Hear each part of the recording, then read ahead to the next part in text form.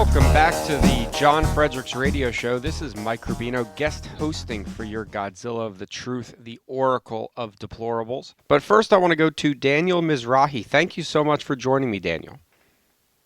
Thank you, Mike, and good morning. Good morning. How is it in New York City today? Not too bad. Getting better. Excellent.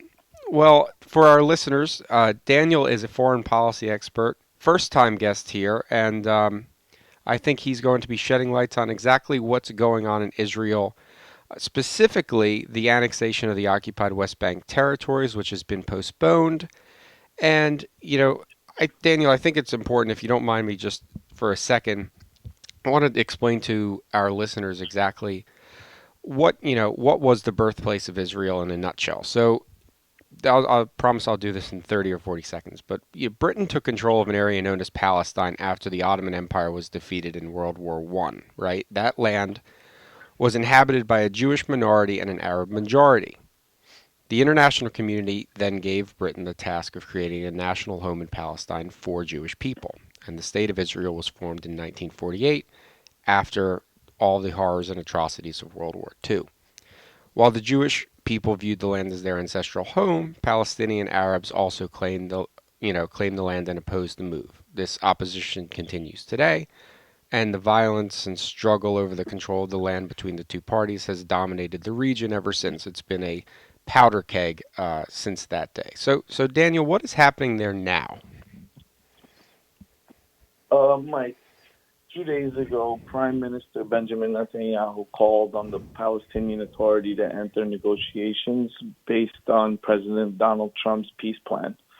Days ahead of July, deadline for annexation parts of the West Bank, which the Prime Minister claimed will advance peace. He said, "I encourage the Palestinians not to lose another opportunity, not to waste another century trying to destroy Israel. They should sit down and negotiate in good faith. They should be prepared to negotiate a historic compromise that can bring peace to Israelis and Palestinians alike. Israel is prepared for such negotiations. I am prepared for such negotiations. I believe the Trump administration vision finally puts to rest the two-state illusions. It calls for a realistic two-state solution. The realistic solution being Israel, and Israel alone should maintain its security west of the Jordan River. Peace is good for all people." I completely agree with that. Daniel. And, when was the last time you went to Israel? When was the last time you saw all of this up close and personal? About 8-9 months ago, before all this mayhem going on. But, things look to be a little bit better, but it's always an interesting region, isn't it? Exactly. Well, I wanted to, if you can, tell me about exactly, I think it's important for our listeners to understand exactly what happens as far as terror groups and their constant, whether it's virtual, cyber, or real incursion into Israel. So if you can, tell me about maybe Hezbollah or one of the other terrorist organizations like that, and exactly what's going on there. Well, recently the Iran-backed Hezbollah terror group, it's attempting to recruit Israeli citizens as operatives. The Shin Bet, which is Israel's security agency, revealed Tuesday, following the arrest of 2 Arab-Israeli women earlier this month, who were recruited by a Lebanon-based operative to carry out terror activities.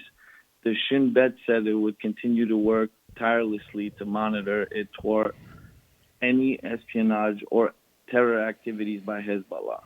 Why this is so terrifying is that a terrorist organization is attempting to exploit Israeli citizenship while aiding terrorist and espionage activities. Mike, Israel is always under attack. It's a constant barrage that is leveled at the people of Israel and those supporting the Israeli state. Well, I literally could not agree with you more. It's a constant battle. It's one that we see here in America, but I don't think we really ever get the chance to fully experience it. I know that many people within the Trump orbit look to you for counsel, and I appreciate you joining me this morning, and I want you to stay safe and stay well. Stay away from coronavirus. Thanks, Mike, and God bless. Thanks so much.